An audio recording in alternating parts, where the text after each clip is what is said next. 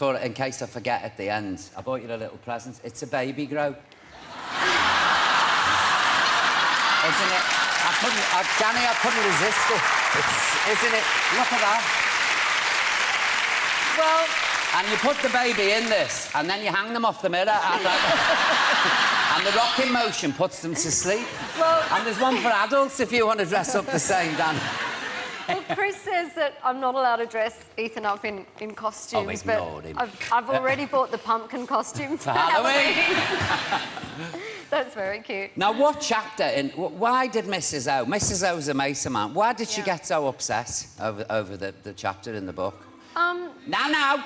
I'll tell you what we're going to do, Dannii. Me, you, Kelly and Mrs. O, we're all going for a meal. Why did I say that? I've come out with a tooth missing and 2 black eyes. I can see it. But what was it? What kicked all that off? I really wish that she would read it and just go, oh, God, isn't it ridiculous? Because the show does crazy things to people. Like, Louis and I have had our own journey on the show, and now we're friends. And I would really hope that she would read it and go, oh, you know, that I'm going to send it to her. That was ridiculous, but, you know, it's in the past. It was pretty crazy and frightening at the time, and I still don't really know why it all happened. And, you know, I don't even care if there's a reason. You know, I'd love to resolve it. Yeah. Listen, Gamu, what's going on now with all this business? Isn't she gorgeous? Oh, she's a little cracker. I just She's adore got a lovely her. voice, and she's so sweet. And, like... do you think Cheryl was right to drop her? Oh, it's really tough. We both had incredible categories this year, and whichever 3 you chose, and then you looked at the rest, you were still always making a mistake. Yeah. It was really hard. You see, you can't please everybody, can you? You can't please everyone, and you've got to go with your gut feeling. And also, I mean, what you see on the show is a bit of one song. When we're at Judge's Home, they perform 2 songs for us. Yeah. So as much as, you know, my friends were saying, well, why did she put someone through who didn't finish the song? I said, but that was one song. Yeah. And also for myself, on the first year, Leon was the only one who didn't finish the song at Judge's Home. I put him in. The first week, he could hardly even hold the microphone. He went on to win the show. So you can only go with your gut instinct of who you really feel for, because you're going to be working with them every day. And we've got some incredible people, and it's a phenomenal year. We are so nervous about the show tomorrow because there's great pressure. You know, the fans are expecting something special. We'll pull out an amazing show, but it's good to have those unbearable all the press nerves. have been saying, oh, it's a race thing. Now, if you pardon the expression, I think that's a load of bollocks to you. I mean, I do, honestly. I really do. She ain't like that, Cheryl. I mean... No. Listen to me. I know the girl. She ain't like that, seriously. No, I mean, do you agree? The thing is that you can't go saying that about people. No, exactly. I mean, her track record says differently. Yeah, so, you know, you just can't say that it's not true. I know. It's not fair. It's not true. She's been hung out to dry, Cheryl. Stars, you got me to deal with. Now, look, I just want to say, out of your 3 boys, have you got a favourite? Oh. Well, I know the bookie's favourite at the moment. Who's that? I think it's your favourite. It is. Yeah, Matt. Yeah. Dannii Minogue. Now, your witness, David. I bet you a tenner he wins. Yeah? Times are hard, friends of you. I've just had my child benefit cut.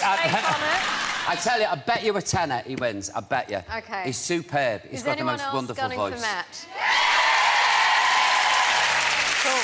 Dannii, good luck with the show. Seriously, you. Thanks for coming on. It's really lovely to see you. It really is. Ladies and gentlemen, please, Miss Dannii Minogue, come on. And what a cracking read. It is, though. It's fab. Up next, we got Robbie and Gary. It's the first...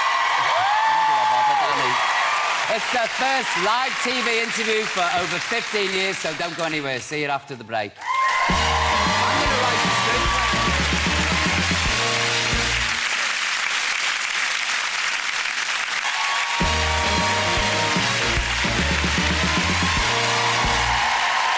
Thank you very much. Welcome back. That lively audience in here tonight, folks.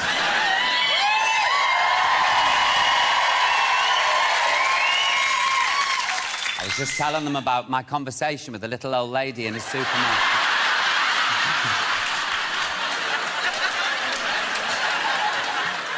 I'm coming, waving that arm.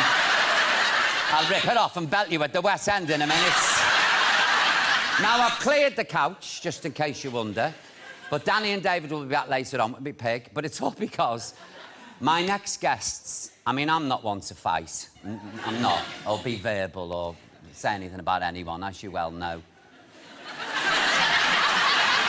Anyway, my next guests, they had the world's biggest Barney and they didn't speak for 15 years. But back then, they were members of the world's biggest boy band, Take That.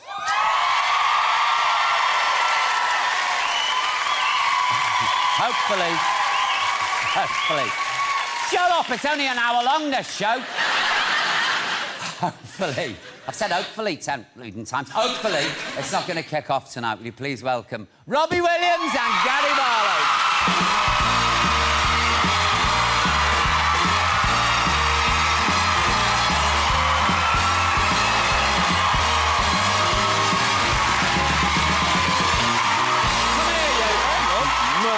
Great pal. How lovely to see you. And you.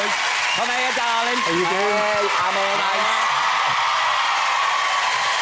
Great to see you, man. And you, I haven't seen you for ages. No, no. Get yourself on that couch. Come on, you. Now, do you want me to sit in the middle, or you're all right? I think we'll be all right tonight, Okay. seeing as you're here. Do you know what, Robbie? I remember, cast your mind back 20 years, the Fridge nightclub, Brixton. Yeah. Right, I'm booked as Lily Savage to do a bit of comparing. 7 foot, wig house here, pints of cider in one hand, fag in the other. And I staggered into the dressing room, and there's all these little boys half naked sitting there. And I remember saying, friggin' hell, what is it, a creche?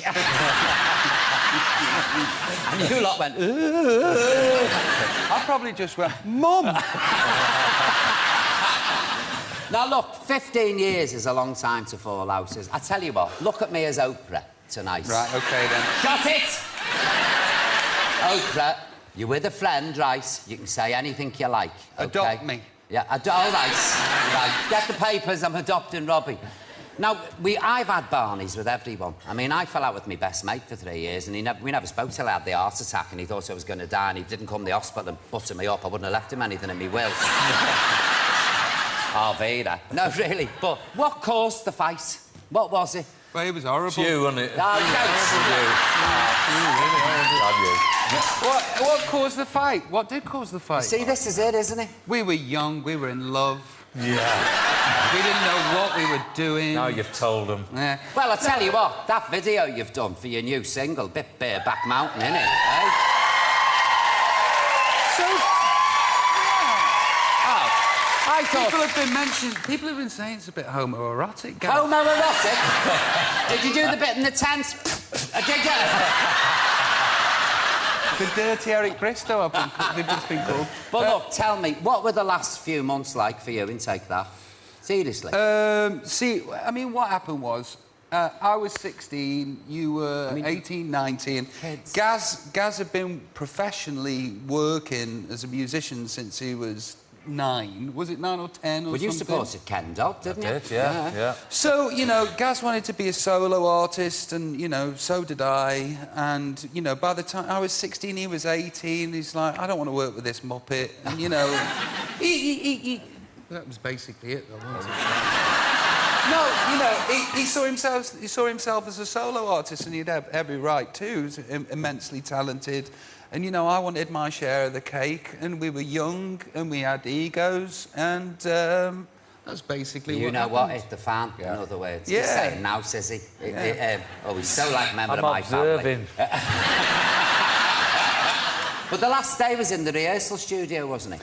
Yeah, I was drinking an awful lot. Yeah. You know, whatever it was that was keeping me on the straight and narrow had broken. And underneath, you know, under the pressure of everything, it's a weird time being in a really successful boy band, because all of a sudden you go home and there's like 200 girls outside your house, and your mum closes the curtains in 1991 and then doesn't open them until 1997 when they've all gone. You know, there's lots of contributing factors to what happened, you know, too long to say now. Yeah. But the last couple of months in the band, you know, I was just a bit of a wreck and, you know, fully blown alcoholic and, you know, the first round with alcoholism was right about then when I was 20 and wasn't a happy time. Was he getting on your nerves? You know what, I must say, a part of coming back as a five... What is a twat? It's a pregnant stickleback. I had a great answer then. Sorry. Yeah, that's all right. Gonna be I was made just of it, saying, I can but feel it. part of us coming back as a five this time is to try and, you know, all those wrongs we did, and one of them we felt, as Rob as the baby of the band, is we never looked after him as much as we should have done. And, Yeah. and we're looking after him this time, everyone. You're looking really well, you know. Thank you. You know something? That's very sweet. I'm going to tell you something. This is my philosophy, apart from que sera, sera, which I say every morning. Right. To hate somebody with passion, you've really got to love them first. Right. Because if you don't, you're indifferent. You know what I mean? Yeah. You've got that... What, I'm thinking of a word, but I'm trying to find a polite word and I can't. But you know what I mean? But to wake up in the morning and think, I'm gonna... You've got to have loved them first. Listen, I loved all the boys dearly. Did all the way through Take That. Did after I left Take That. And, you know, why I was so venomous about Gaz and why I was so venomous about the other boys was because basically I just loved them to bits. And also, if you're off the rails with the booze, you know, you say things you're a to bit the press. confused, don't know what you're doing. Yeah. But no, it is the truth, you know. I love the boys. You're being sarcastic there with me, Robbie, for a moment. No, not at all. No, but it's true, though, isn't it? You know, when you're a bit... You come out with stuff. Yeah, you do, and I came out with quite a bit of How stuff, did you didn't I, feel Gaz? when he was calling you fit to burn? Yeah, I wasn't too happy that week. So tell me, look, how did you get back together?